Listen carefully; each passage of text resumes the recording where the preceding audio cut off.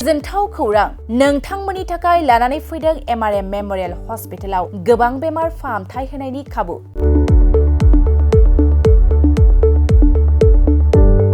बेमारि सुबुंफोरनि थाखाय गोजोनथाव खौरां MRM मेमोरियेल हस्पिटालाव मोजां रोंग'थि गोनां डक्टरफोरजों बेमारि सुबुंफ्रा मोजां फाहामथाय लानो हानाय सुबिदाखौ लानानै फैबाय MRM मेमोरियेल हस्पिटाला।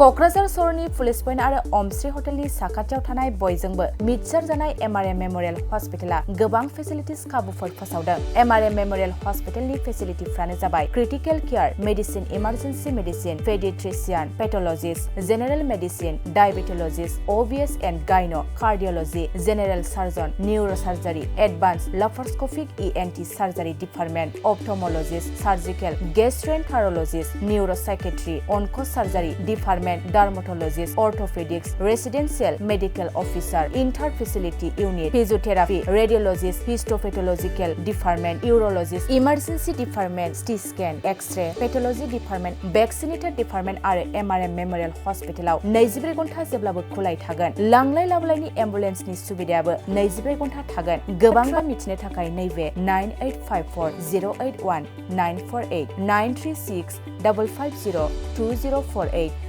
जानबुं नाम्बाराव फन खालामनानै नोंथाङा मिथिनानै लानो हागोन।